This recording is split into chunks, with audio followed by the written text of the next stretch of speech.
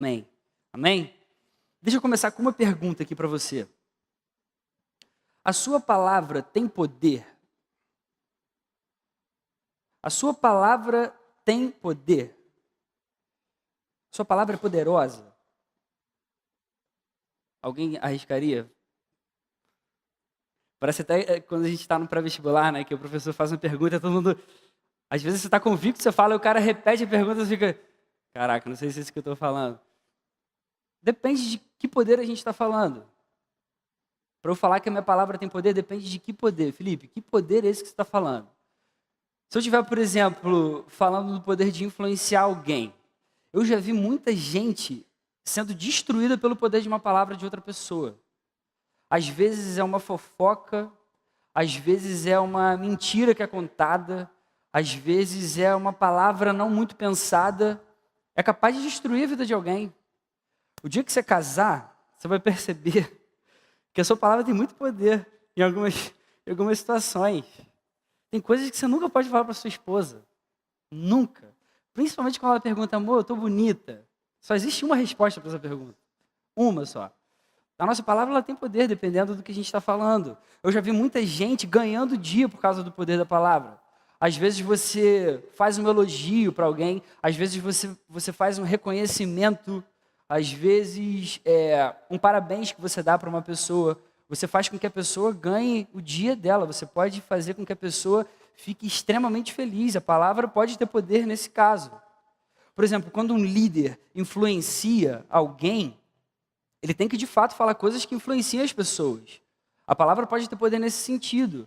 Quando eu subo aqui, por exemplo, eu acabei de pisar no copo sem ver, porque ele estava aqui nas minhas costas, vou botar para lá. Quando, por exemplo, eu subo aqui, eu peço que Deus tenha misericórdia de mim e me use mesmo para influenciar cada um que está me ouvindo aqui.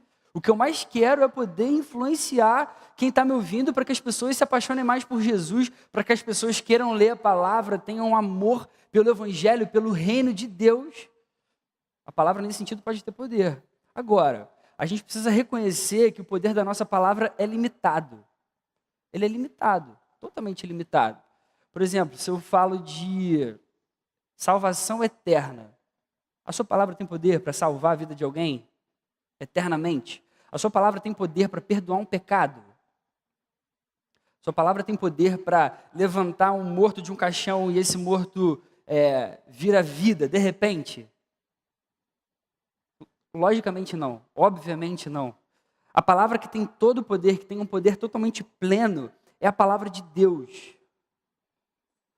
E a palavra de Deus encarnou em Jesus e viveu entre a gente. Quando Jesus é pregado, a sua palavra, ela tem o poder de fazer um morto reviver. Ela tem poder de salvar, ela tem poder de perdoar pecados, ela tem poder de curar doenças. Essa noite eu quero ler um texto que ensina a gente sobre o poder que a palavra tem. É um texto que vai falar sobre o poder da palavra. E aí eu queria ler com vocês essa noite aqui 1 Tessalonicenses, capítulo 1, verso 4. A gente vai ler do verso 4 ao verso 8. Abre aí, 1 Tessalonicenses 1, do verso 4 ao verso 8. Paulo escreve isso para os Tessalonicenses. Sabemos, irmãos, amados de Deus, que Ele os escolheu, porque o nosso evangelho não chegou a vocês somente em palavra, mas também em poder, no Espírito Santo e em plena convicção. Vocês sabem como procedemos entre vocês em seu favor. De fato, vocês se tornaram nossos imitadores e do Senhor, pois apesar de muito sofrimento, receberam a palavra com alegria que vem do Espírito Santo. Assim, tornaram-se modelo para todos os crentes que estão na Macedônia e na Caia. Porque partindo de vocês, propagou-se a mensagem do Senhor na Macedônia e na Caia. Não somente isso, mas também por toda parte tornou-se conhecida a fé que vocês têm em Deus. Só até aí. Vocês viram o tamanho do poder da palavra na vida de quem ouve e de quem é mudado por essa palavra? Paulo aqui fala do evangelho que foi pregado aos Tessalonicenses com poder. O evangelho que foi pregado com poder. Esse poder foi tão forte na vida deles que eles se tornaram imitadores do Senhor, mesmo passando por sofrimento, mesmo sofrendo perseguição. E ainda assim, Paulo vai dizer, reconhecendo isso na vida deles, que eles continuavam se alegrando pela alegria que o Espírito Santo colocava no coração deles. E eles se tornaram um modelo de cristãos na Macedônia, não apenas vivendo como cristãos, tendo condutas cristãs, vivendo de forma santa, mas espalhando a mesma mensagem que eles receberam e que transformou os seus próprios corações. Deu para perceber a abrangência desse texto aqui? Vamos falar um pouquinho do contexto desse texto. Quem eram os tessalonicenses? Tessalônica era uma cidade portuária muito importante nesse período aqui, nesse momento que esse texto é escrito. Paulo, ele tinha pregado o evangelho em Tessalônica de uma forma estratégica, porque, obviamente, por ser uma cidade portuária, uma cidade que tinha uma movimentação muito grande de gente, comerciantes, muita gente passava por ali, era uma cidade com riquezas, com poder, enfim, uma série de coisas. E, obviamente, Paulo prega o evangelho ali de uma forma totalmente estratégica. E aí, um grupo de pessoas se converte com a pregação do evangelho oferecida por Paulo ali naquele lugar. Mas logo, existe uma oposição a esses novos cristãos, uma oposição tão forte que Paulo teve que fugir rápido dali. Então, Paulo prega o evangelho, só que ele tem que fugir dali porque logo as pessoas queriam prender Paulo, capturar Paulo. E aí Paulo não consegue ficar tempo suficiente para discipular esses novos cristãos com esse evangelho que foi pregado, e depois eles vieram a crer. Então ali diz que algum grupo de cristãos se converte, vários cristãos se convertem ali, só que Paulo, por ter que ralar peito ali rápido, ele não consegue discipular essa galera. Imagina aqui a angústia de Paulo nessa situação. Paulo queria poder ter passado mais tempo com eles, discipular, continuar ensinando o viver santo, o viver esse evangelho que ele tinha acabado de ensinar. Muitos se convertem, mas ele não consegue continuar ali, esse discipulado. E aí o que Paulo faz então? Paulo foge e depois de um tempo Paulo envia Timóteo. Timóteo é um discípulo de Paulo. Timóteo era um cara mais jovem, mais novo, e aí ele manda Timóteo, por ser mais sagaz, para ir lá ver como que estão esses novos cristãos ali em Tessalônica. Deu para perceber como é que é o contexto aqui nesse momento? E aí, Timóteo volta até Paulo, traz ótimas notícias sobre esses cristãos novos, e depois de Timóteo voltar e dar esse retorno a Paulo sobre eles, Paulo então escreve a primeira carta aos Tessalonicenses. Então a primeira carta é escrita depois de um feedback que Timóteo traz para Paulo sobre como eles estavam depois que o evangelho foi pregado para eles. E aí, obviamente, é uma carta basicamente de instruções gerais sobre como viver de uma forma santa. E além de instruções gerais que Paulo traz ali para aqueles novos convertidos em Tessalônica, existe ali também algumas coisinhas doutrinárias para Paulo corrigir alguns desvios que tinha tido ali no meio do ensinamento cristão, no meio desses novos cristãos convertidos. Beleza? Esse é o contexto dessa carta aqui. O texto que a gente leu, ele está logo no início dessa carta aos Tessalonicenses. E ele ensina logo de cara aqui que o evangelho foi pregado aos Tessalonicenses com poder. O evangelho foi pregado aos Tessalonicenses com poder. E a gente vê de uma forma muito clara que esse poder foi tão forte na vida deles, que eles se tornaram imitadores do Senhor, ainda que eles passassem por alguns sofrimentos por causa da sua fé, e mesmo assim eles ainda conseguiram espalhar a mensagem que eles tinham acabado de ouvir e de converter os seus próprios corações. Isso foi tão significativo na vida desses crentes que eles se tornaram modelos de cristãos em toda a Macedônia. Para contextualizar mais ou menos, pensa que você vive aqui em Niterói. Ninguém conhece o evangelho aqui. O evangelho é uma coisa totalmente nova. De repente alguém vem e prega esse evangelho para a gente se converte. E esse evangelho ele causa um efeito tão grande no nosso coração, ele muda a nossa conduta, ele muda a nossa forma de viver, de pensar, de agir, que a gente começa a se tornar um modelo de cristão, a nossa conduta muda. E não só isso, mas a gente começa a espalhar essa mensagem que a gente ouviu para as outras pessoas, para que elas se convertam também. E aí a gente deixa de ser exemplo não apenas em Niterói, a gente passa a ser exemplo em todo o Rio de Janeiro. É isso que aconteceu mais ou menos aqui, contextualizando para a nossa realidade, para a nossa vida hoje. Qual é o ponto principal? O evangelho tem poder. O evangelho tem poder. O evangelho tem poder. com toda a sua simplicidade, com toda a sua verdade, ele tem poder. O Evangelho tem poder. Quando a gente lê o livro de Atos, a gente vai ver vários homens de Deus, vários discípulos de Jesus, que se propuseram apenas a pregar a mensagem do Evangelho. Se propuseram só a falar que Jesus é o Cristo, que a gente esperava há muito tempo. Ele é o Salvador, que se a gente cresce nesse Cristo, a gente teria o perdão dos pecados e a salvação para a vida eterna. Em todo o tempo, nas viagens missionárias de Paulo, quando ele prega o Evangelho, é só isso. É tão simples quanto isso. Ele prega que Jesus é o Cristo que haveria de vir. Se a gente crê nesse Cristo, a gente pode ser salvo. E não apenas em Tessalônica, como a gente viu aqui de uma forma um pouquinho mais funda, mas em vários outros lugares por onde Paulo passava nas suas viagens missionárias. Ele chegava num lugar e ele provava que Jesus é o Messias e nele está a salvação. Ou então ele comunicava que Jesus é a salvação para a alma de todo o que cresce nele. E o texto vai ensinando que muitos se convertem, apesar da inveja de vários judeus que achavam que o privilégio da salvação era só para eles. Ou então para vários gentios que se convertiam, apesar de existir vários pensamentos filosóficos naquela época ali nas suas mentes, dos pensadores gregos daquele momento. A palavra era pregada e vidas se convertiam. A palavra era pregada e vidas se convertiam. Em vários momentos no livro de Atos você vai ver que uma expressão se repete, que é assim: a palavra do Senhor se espalhava por toda a região. E aí os apóstolos pregavam, muitos se convertiam, e fala que a palavra do Senhor se espalhava por toda a região. E aí Paulo e outros discípulos estavam pregando e a palavra do Senhor se espalhava por toda a região. O que fica claro para a nossa vida é: a palavra tem poder para transformar vidas. A palavra ela tem poder para transformar um coração, para mudar uma forma de pensar, para mudar a nossa conduta, para mudar o nosso jeito de ser, o nosso dia a dia, a forma como a gente acorda e como a gente vai dormir. A palavra ela tem um poder para transformar toda a nossa vida. Muito mais do que só influenciar positivo ou negativamente. Como eu e você conseguimos fazer, às vezes com uma pessoa próxima a gente, às vezes com a forma como a gente fala, como a gente se relaciona com o nosso próximo. A palavra de Jesus vai muito além. Quando ela é falada, quando ela é comunicada, ela transforma uma vida. Os discípulos de Jesus pregavam e muitos se convertiam.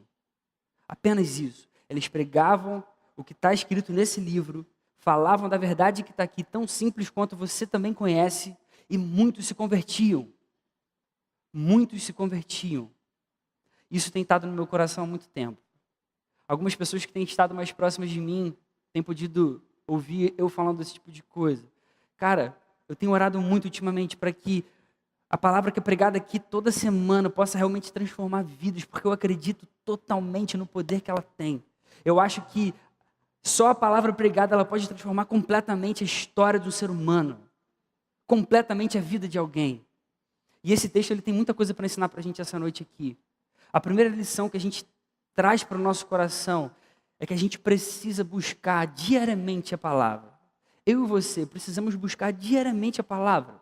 Antes de tudo, antes de qualquer outra coisa, antes da gente continuar a conversa aqui essa noite, a palavra precisa estar no nosso coração. Quando a palavra está no nosso coração, ela move a gente a viver para a glória de Deus. Ela move a gente a viver para a vontade, para os desejos de Deus para a nossa vida. No verso 5, Paulo escreve: o nosso evangelho não chegou a vocês somente em palavra, mas também em poder, no Espírito Santo e em plena convicção. E em plena convicção. Preste atenção nisso, em plena convicção. Paulo afirma, ele começa falando: a gente sabe que vocês são escolhidos. Ele afirma isso, apesar de que hoje a gente ouve assim: não, ninguém sabe quem é escolhido, não, só Deus sabe. Paulo começa esse trecho aqui falando isso: eu sei que vocês são escolhidos, por quê? E aí ele afirma: porque o evangelho pregado para esses tessalonicenses não ficou só na palavra, mas chegou com poder, no Espírito e em plena convicção. Isso me chamou muita atenção.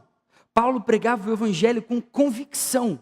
Convicção. Paulo pregava com tanta convicção, com tanta certeza, na verdade do que ele falava, que ele sabia que os escolhidos de Deus o ouviriam e se converteriam. Ele tinha essa certeza. Antes da gente querer ter um ministério relevante nas mãos de Deus, com a pregação da palavra, essa palavra precisa estar no nosso coração, ela precisa estar aqui dentro, entranhada na nossa vida. A palavra, quando ela é trazida para o coração com convicção, ela leva a gente a viver a vida que Cristo planejou para cada um de nós. E a gente começa a ser cristãos como os Tessalonicenses, em que a palavra causou um estrago no sentido bom. A gente passa a ser cristãos mais relevantes na sociedade, no nosso círculo de amigos, no nosso trabalho, no momento de diversão, que às vezes a gente nunca imaginaria ser usado por Deus. Quando existe convicção, existe verdade e relevância. Quando a gente é convicto no que a gente acredita, e isso aqui faz parte da nossa vida, no nosso dia a dia, as pessoas vão perceber verdade, elas vão perceber relevância no que a gente está falando e transmitindo. Antes da gente querer que a palavra mude o mundo, ela precisa mudar realmente o nosso coração. Precisa começar na gente. Eu estava pensando nisso aqui, aí eu não sei porquê, mas eu lembrei de um filme da Sessão da Tarde, assim, quando eu assistia a Sessão da Tarde. Era um filme, eu não lembro o nome também, não lembro como é que era, mas eu lembro que era uma história mais ou menos que tinha... tipo, sabe essas coisas de escola americana, que é uma escola toda desorganizada, aí nada dá certo com os alunos e tal, aí chega um cara lá, que é o protagonista do filme, aí o cara, reuniu, começou a ajudar aqueles garotos ali a praticar o futebol americano, aí ele vai juntando todo mundo, vai, fazendo com que a galera comece a gostar daquilo, a galera vai se dedicando, aí a galera vai se entregando, a galera vai aprendendo, vai se dedicando mais e tal. Aí, o filme vai se desenrolando assim.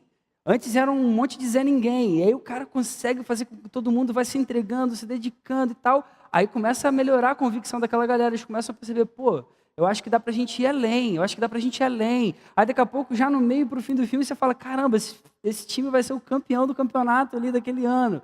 E aí o filme vai desenrolando para isso, eles começam a ficar convictos que eles podem ganhar o campeonato. Quando a gente se dedica com mais empenho a fazer alguma coisa, como esses garotos, por exemplo, num time de futebol americano, ou quando você quer, de repente, aprender um instrumento musical, ou quando você quer estudar para uma matéria, numa prova difícil que você quer passar, a cada nível de profundidade que a gente alcança, quanto mais a gente vai aprendendo, mais a gente vai ganhando convicção sobre o assunto, mais a gente vai tendo certeza daquilo ali, do que a gente está estudando, do que a gente está buscando, do que a gente está se empenhando por buscar.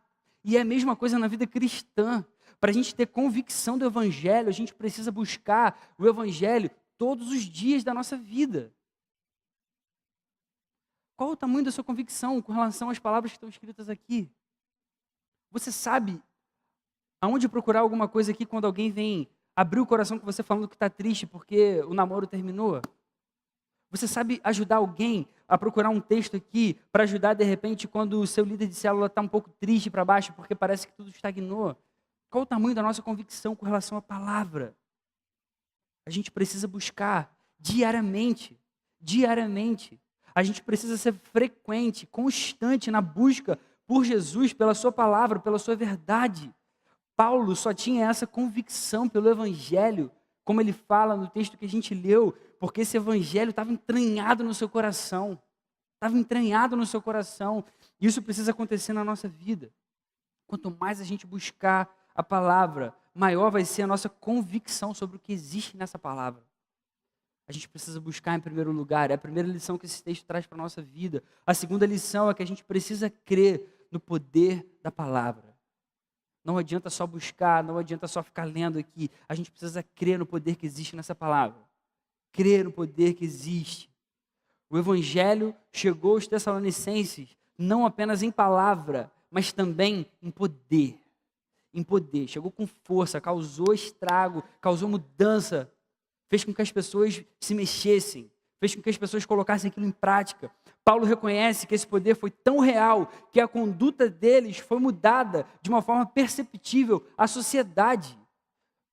Eles se tornaram um modelo para os cristãos ali em toda aquela região e de uma cidade super importante.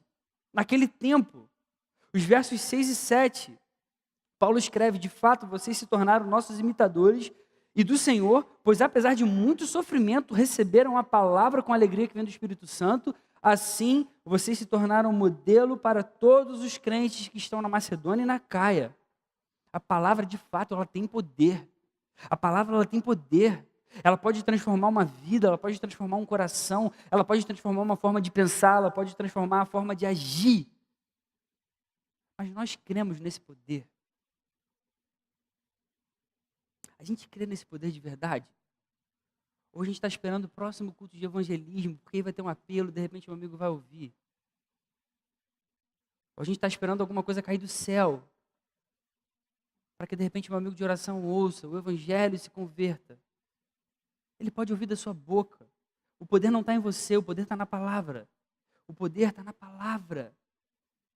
A gente crê nesse poder de fato. Infelizmente, o ser humano é capaz de ser convicto sobre alguma coisa, mas talvez ele não seja capaz de dar a sua vida por essa coisa. Eu já conheci pessoas que eram convictas das suas crenças, mas elas nunca dariam a vida delas por essa crença. Nem sempre a convicção vai levar a gente a confiar no poder de Deus. Nem sempre a convicção vai fazer com que a gente descanse. Você crê que a palavra tem poder para transformar um coração? Você crê que a palavra é suficiente para converter um pecador de verdade? Você crê que essa palavra aqui, pregada, falada, comunicada, pode fazer com que uma pessoa que odiava a igreja comece agora a amar Jesus? Eu não falo apenas de acreditar no poder dessa palavra, de apenas acreditar que isso é uma verdade, mas de trazer essa crença da mente para o coração. Fazer com que as coisas que a gente acredita se traduzam agora em atitude.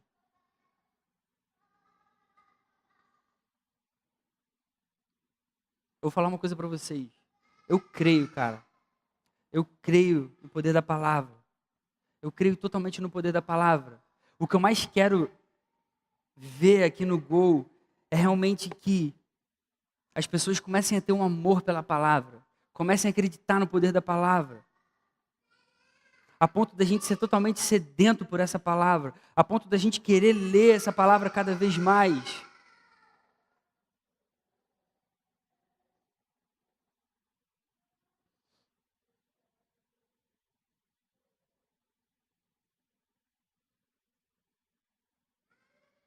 Senhor, nesse momento quieta o nosso coração, Senhor. Traz o teu Espírito para esse lugar, Senhor, por favor. Aquieta aqui, Senhor, a nossa vida, Senhor, por favor. Não deixa que nada tire agora a nossa atenção da tua palavra, Senhor, de verdade, Senhor. Você sabe, Senhor, o quanto eu sou convicto disso aqui que eu estou falando, Senhor. O quanto eu acredito que a tua palavra pode transformar a nossa vida e o nosso coração, Senhor. Que essas verdades, essa noite, elas entrem no nosso coração e fiquem aqui para sempre, Senhor. Fala com a gente, Senhor, com todo o teu poder, Senhor, com esse poder que pode transformar. Por favor, Deus. Por favor, Senhor. A gente precisa trazer essa crença na palavra da nossa mente para o nosso coração de verdade. De verdade. O que eu mais desejo aqui no Gol é ver realmente jovens que amam a palavra, jovens que queiram buscar essa palavra todos os dias, que sejam totalmente sedentos, que queiram buscar, que queiram saber qual é a direção dela para o dia a dia, para cada decisão que vai tomar na sua vida. Quando a palavra é crida, há salvação. Quando a palavra é crida, há salvação. E quando há salvação, há vida. Quando há salvação, há alegria. Quando há salvação, há esperança. Quando há salvação, a gente começa a ter sentido para viver. Quando há salvação, há eternidade. A gente precisa crer de verdade nesse poder. A gente precisa crer no poder da palavra. E a terceira lição que esse texto traz para a nossa vida essa noite é que a gente precisa praticar essa palavra poderosa. A gente precisa buscar para que a gente tenha convicção dela cada vez mais, cada vez mais. A gente precisa crer que ela tem poder de fato. E a gente precisa colocar isso em prática. A gente precisa praticar essa palavra que é poderosa. Praticar a palavra significa tanto a gente cuidar da nossa vida com relação aos aspectos morais, as atitudes que a gente tem no nosso dia a dia, quanto com relação à evangelização, a gente espalhar realmente o que existe nessa verdade que transformou a nossa vida. Praticar a palavra é simultaneamente a gente buscar a santificação e a gente pregar para o próximo a respeito do pecado e da necessidade de arrependimento. Colocar a palavra em prática é a gente fazer essas duas coisas enquanto a gente vive, em paralelo. Na vida dos Tessalonicenses, a gente pode ver que essas duas coisas aconteceram de fato. Eles colocaram a palavra em prática. Eles foram mudados. Eles se tornaram um modelo de cristãos e eles continuaram espalhando a mensagem do Evangelho. Olha os versos 7 e 8. Paulo fala: assim vocês se tornaram modelo para todos os crentes que estão na Macedônia e na Caia, porque partindo de vocês, propagou-se a mensagem do Senhor na Macedônia e na Caia. Não somente isso, mas também por toda parte tornou-se conhecida a fé que vocês têm. O poder transformador na vida deles foi tão forte, foi tão intenso, que eles se tornaram um modelo. E aí Paulo reconhece que se tornou conhecida por toda aquela região a fé que eles tinham. A fé que eles começaram a propagar, a espalhar. A Bíblia diversas vezes vai ensinar a gente sobre a gente praticar a palavra. Jesus ensinou para a gente, no final do Sermão do Monte, que quem ouve as suas palavras e não as coloca em prática é semelhante a alguém que constrói a sua casa sobre a areia. Porque se vier alguma tempestade, alguma dificuldade, essa casa vai ser rapidamente derrubada. Qual é a figura que está sendo usada? Se a gente não coloca a palavra em prática, tudo aquilo que a gente tem ouvido e aprendido, assim que vier uma dificuldadezinha rápida, vai cair. Eu estou falando aqui um monte de coisa, você está acreditando em mim, aí você não pratica, você cansa de ouvir essas coisas na igreja, não coloca nada em prática, aí você chega lá e o seu professor fala uma outra coisa completamente diferente, na mesma hora você já acha que isso aqui é duvidoso. É isso que Jesus está querendo dizer. Quem não coloca as palavras dele em prática, quem não coloca a Bíblia em prática, no dia a dia, quando vem alguma dificuldade, quando vem alguma coisa duvidosa, alguma coisa que de repente faça eu pensar um pouco mais, puxa, deixa isso aqui, eu não sei se isso aqui é verdade, isso aqui foi escrito por homens, isso aqui eu não sei se é muito correto, de fato. É essa a ilustração que Jesus usa aqui. Quando a gente não pratica, a gente começa a ter uma fé que não tem solidez nenhuma, que não sustenta nenhuma ideia, nenhum pensamento. Em outro momento, Tiago vai usar outra figura. Tiago, o irmão de Jesus, ele escreve uma carta, que é a carta de Tiago. No primeiro capítulo, no verso 22, ele fala: sejam praticantes da palavra e não apenas ouvintes, enganando-se a si mesmos.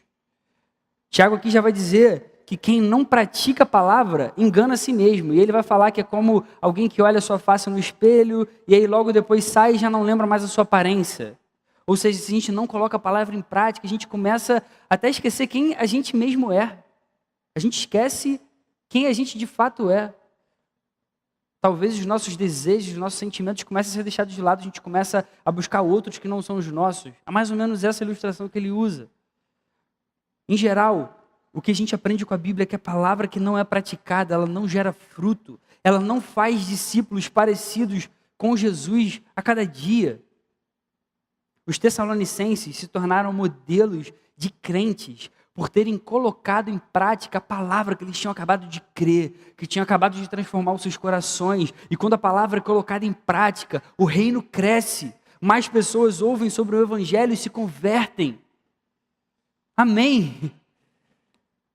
E Jesus é glorificado. A gente precisa praticar a palavra que mudou completamente a nossa vida. Essa noite o que esse texto aqui ensinou para a gente é que a gente precisa buscar a palavra frequentemente, para que a gente tenha convicção no nosso coração sobre essas verdades, para que a gente não titubeie em momento nenhum.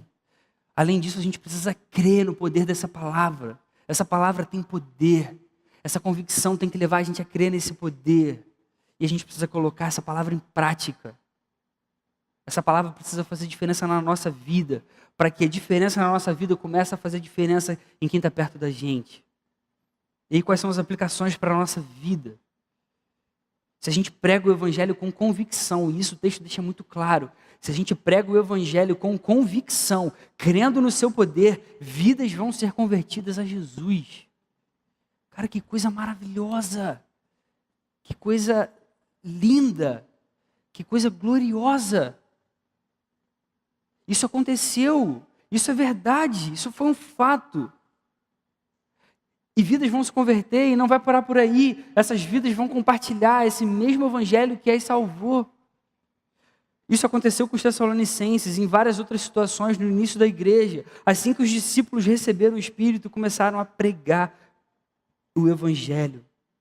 Então, quais são as aplicações para a nossa vida? Em primeiro lugar, a mais óbvia, mas a que a gente mais precisa trazer para o nosso coração. A gente precisa buscar diariamente a palavra. Busque diariamente a palavra. Crie uma rotina de leitura da Bíblia. Cara, e eu incentivo todo mundo aqui a participar do plano de leitura anual, que a igreja toda está fazendo. Eu não vou perguntar aqui, quem está fazendo, quem não está, porque pode até gerar aqui uma... Cara, mas todo mundo tem que participar. Se você não começou, começa hoje. Vai para casa e já lê o texto que era para ser lido hoje. Depois você volta, começa e fecha o ciclo. Mas a gente precisa ler. A palavra, ela precisa ser lida diariamente. Quem não conseguir ler isso com sinceridade, precisa ler com frequência. E aí você precisa ser honesto com você mesmo e rever quais são as suas prioridades. E eu falo isso para mim também, eu preciso rever minhas prioridades. Muitas vezes eu deixo de ler a palavra que me salva, que me transforma, porque eu prefiro ver uma série da Netflix. E eu não percebo o peso disso na hora que eu tomo essa decisão. E muitas vezes eu quero chegar aqui e quero que a palavra tenha poder e transforme vidas. Mas quantas vezes esse poder não me transformou, eu não deixei ser transformado por esse poder. A gente precisa fazer uma autocrítica. Isso precisa virar um hábito na vida do cristão. Quando a gente está com fome, a gente come. E várias vezes eu não estava com fome e eu tive que comer. Eu tenho mais ou menos um horário padrão todo dia que eu paro para almoçar. Eu posso estar com fome, eu posso estar sem fome. Eu vou ter que comer. E eu como porque eu sei que isso vai me fazer bem. Eu sou convicto que se eu não comer, eu posso morrer. A leitura da palavra, ela precisa ser para o cristão um hábito. Um hábito. Ela precisa estar no nosso coração. A gente precisa estar convicto dela. Eu acredito que era esse o sentimento de Paulo, quando ele fala para os Tessalonicenses que o evangelho pregado a eles foi com convicção.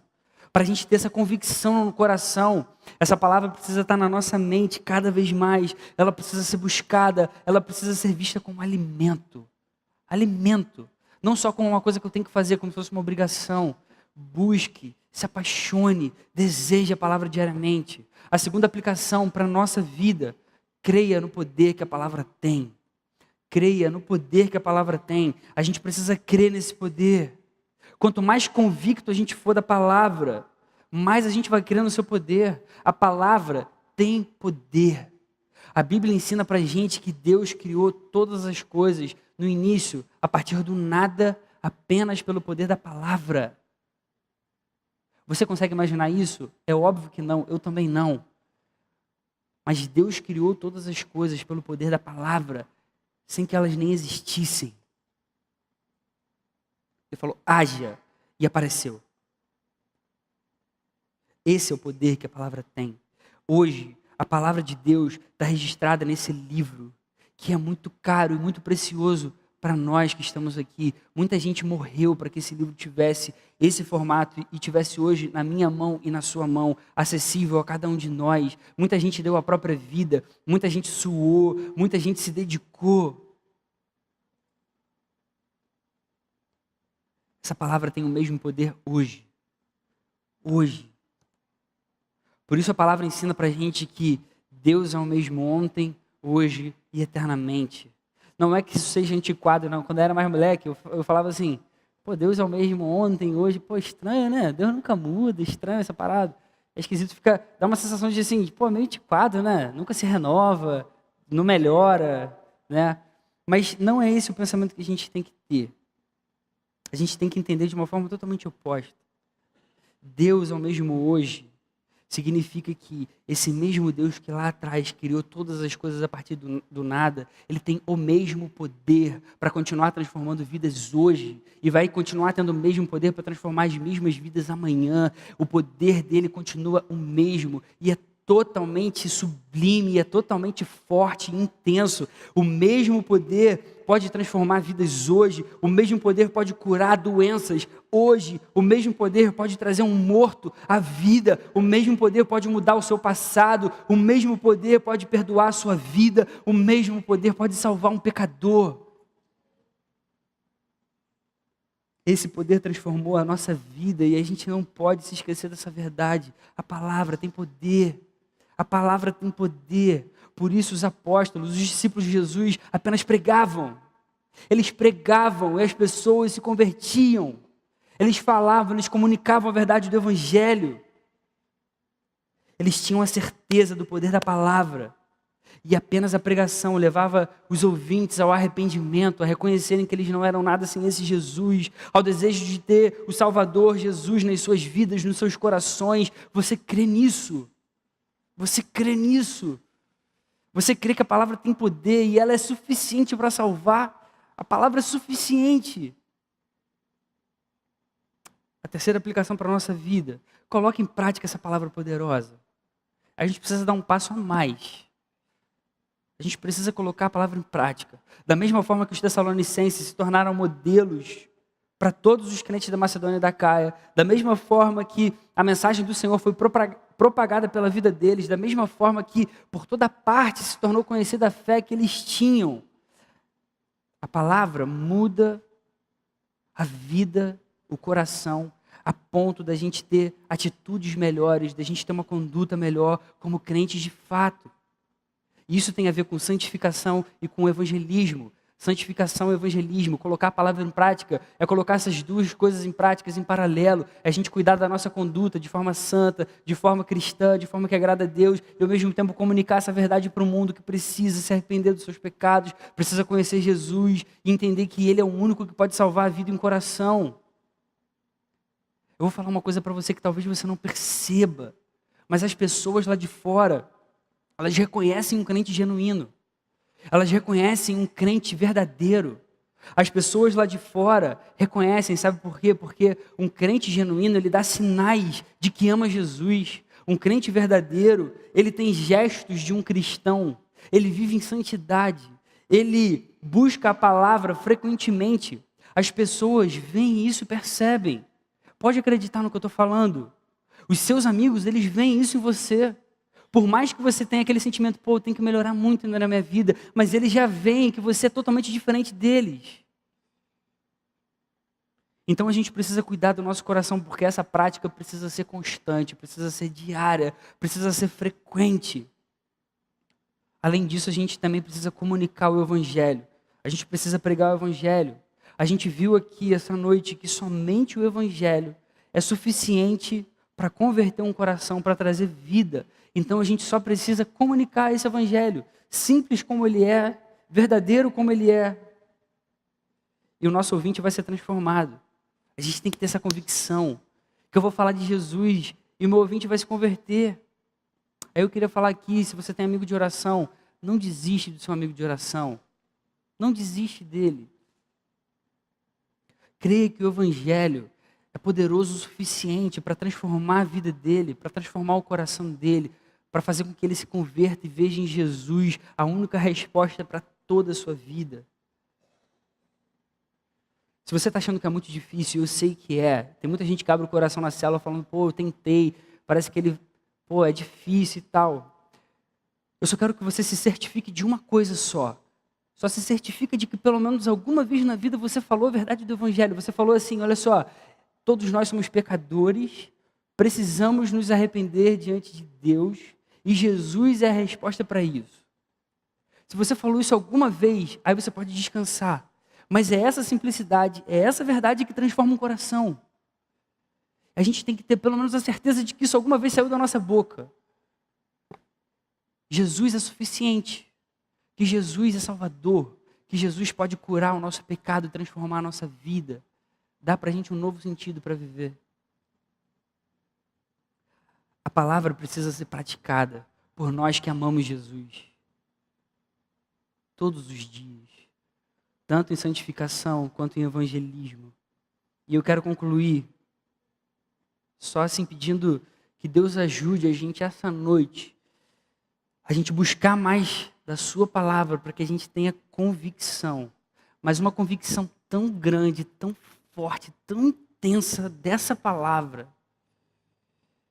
a ponto da gente crer que essa palavra, sendo levada em prática no nosso dia a dia, pode transformar tanto a nossa vida, o nosso coração, quanto a vida do nosso próximo. Amém? Vamos orar? Feche seus olhos, vamos colocar diante de Deus nesse momento. Obrigado, Senhor, pela Tua palavra, pelo Teu Evangelho, Senhor, que tem todo o poder, Deus. Você é o dono de toda a criação, você é o autor da vida, você é o Deus que tem a salvação nas Tuas mãos, Senhor. A gente pode ver na Tua palavra que em toda a história, a Tua palavra ela é suficiente para transformar vidas, corações, fazer com que a gente se apaixone por Jesus. Você tem esse poder, Senhor. Então ajuda a gente a viver dessa forma, como a gente aprendeu essa noite aqui, como os Tessalonicenses, Senhor. A palavra transformou tanto a vida deles que eles se tornaram um modelo de cristãos, eles colocaram isso em prática, eles mudaram a sua postura e eles espalharam, comunicaram esse evangelho, essa verdade, a ponto de outros se converterem também. Ah, Senhor, faz com que a gente seja um ministério de jovens assim, relevante, Senhor. Que a Tua palavra, a cada sábado, possa inundar o nosso coração, Senhor, possa transformar completamente todo o nosso ser e que a gente seja transformado a ponto da gente viver isso no nosso dia a dia, da gente ter condutas cristãs, que a gente seja modelo também, e que a gente espalhe esse evangelho, essa verdade, para que outros também se convertam e conheçam a Tua verdade, e se arrependam e sejam salvos para a glória de Jesus. Por favor, Senhor, se faz presente nesse lugar, Senhor, que a gente passe a amar a Tua palavra com todo o nosso ser, com todo o nosso coração, que o Teu Espírito Santo esteja nesse lugar, esteja no nosso meio, conduzindo a gente na direção de Jesus. Por favor, Senhor, Você é o nosso Deus, é quem a gente quer agradar, é quem a gente quer buscar, Senhor. Ajuda a gente a crer no poder da Tua palavra, Senhor, ajuda a gente a se apaixonar pela Tua palavra, ajuda a gente a colocar a palavra em prática, Senhor. Eu reconheço totalmente, Senhor, com toda a sinceridade do meu coração, que é muito difícil, Senhor. Muitas vezes é difícil demais. Muitas vezes o nosso pecado desanima a gente, Senhor. Muitas vezes a nossa correria do dia a dia faz com que a gente se esqueça, Senhor. Mas eu peço que o poder da Sua palavra seja muito maior do que todas essas coisas e isso transforme a nossa vida, Senhor. Que a gente seja apaixonado por essa palavra enquanto a gente viver, Senhor, enquanto a gente respirar nesse mundo, para a glória do Teu nome, Senhor. Que o Gol seja um grupo de jovens, Senhor, fervorosos, que amam a palavra, que querem espalhar essa palavra por onde forem, Senhor. Que as células possam ser cheias da Tua palavra, ser convictas da Tua verdade, Senhor, e possam evangelizar e que muitos se convertam para a glória do Teu nome. Por favor, Senhor, no nome de Jesus. Amém, Pai. Amém.